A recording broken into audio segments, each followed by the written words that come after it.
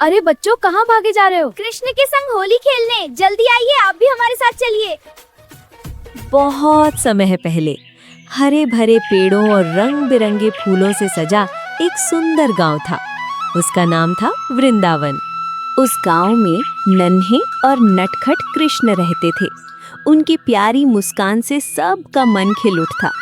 सिर पर मोर पंख, हाथ में बांसुरी और पैरों में नूपुर वे पूरे गांव की जान थे।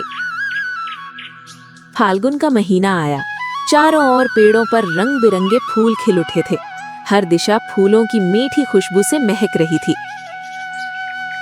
हर सुबह जब सूरज की पहली किरणें यमुना किनारे चमकती, कृष्ण अपने दोस्तों के साथ खेलने निकल जाते। कभी वे माखन चुराते, कभी गायों के पीछे दौड़ते, तो कभी बांसुरी बजाकर सबको मोहित कर देते। वे सब नदी के किनारे गए। उन्होंने देखा कि राधा और बाकी गोपियां वहां खेल रही हैं। तभी कृष्ण और उनके मित्र नदी किनारे जाकर बैठ गए। कृष्ण ने नदी के जल में अपना चेहरा देखा और फिर उन्होंने राधा को देखा। वे कुछ देर चुप रहे, फिर सब अपने अपने घर चल दिए। लेकिन कृष्ण के मन में एक प्रश्न उमड़ रहा था, सबके रंग अलग क्यों हैं? वो अपनी माँ यशोदा के पास पहुँचे, उनकी गोद में बैठकर और मासूमियत से बोले, मैया, सबके रंग अलग क्यों होते हैं? राधा इतनी गोरी है और मैं सांवला क्यों हूँ? यशोदा मुस्कुराई और स्नेह से बोली, बेटा, जैसे फूलों के रंग अलग अलग होते हैं, वैसे ही लोगों के भी। और याद रखो, असली सुंदरता चेहरे में नहीं, दिल में होती है। फिर वो मैया की गोद से उठकर बाहर चल दिए और अपने दोस्तों को बुलाया। आज कुछ खास होगा। मित्रों, चलो फूल इकट्ठा करते हैं। सब बच्चे जंगल की ओर गए। उन्होंने फूल इकट्ठे किए, लाल, पीले। कृष्ण ने कहा, इन्हें पीसकर रंग बनाते हैं। वो मन ही मन सोचा, अब मैं भी राधा की तरह हो जाऊंगा। वो रंग लेकर राधा के पास गए। फिर धीरे से राधा के गाल पर हल्का सा गुलाबी रंग लगा दिया। राधा पहले तो चौंकी, फिर हंस पड़ी। राधा बोली, अच्छा, तो आज रंगों की शरारत है, और कृष्ण के गाल पर रंग लगा दिया। देखते ही देखते सब बच्चे रंगों में भीग गए। कोई लाल, कोई नीला। पूरा वृंदावन रंगों से भर गया। ढोलक बजने लगी, लोग नाचने लगे।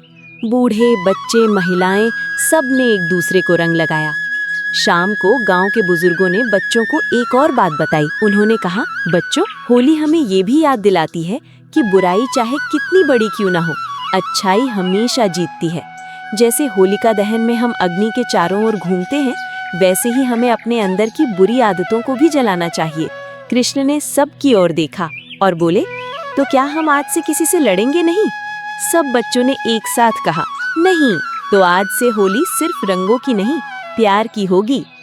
उस दिन के बाद हर साल फाल्गुन पूर्णिमा को लोग रंगों का त्योहार मनाने लगे। पहले रात को होलिका दहन होता और अगले दिन सब एक दूसरे को रंग लगाकर कहते, बुरा न मानो, होली है। लेकिन असली अर्थ ये था, मन में कोई बुराई न मानो। समय बीतता गया, पीढ़ियां बदलती गई, लेकिन कृष्ण की वो प्यारी सीख आज भी जीवित है। जब भी हम होली खेलते हैं तो याद रखें, रंग सिर्फ बाहर नहीं लगते, वे दिलों को भी जोड़ते हैं। अगर किसी से नाराज हो तो होली के दिन उसे गले लगाएं। अगर कोई अलग दिखता हो तो उसे अपनाएं। अगर मन में गुस्सा हो तो उसे होलिका की अग्नि में छोड़ दें। और जब रंग उड़े तो समझ लें, ये सिर्फ गुलाल नहीं, ये प्यार का संदेश है।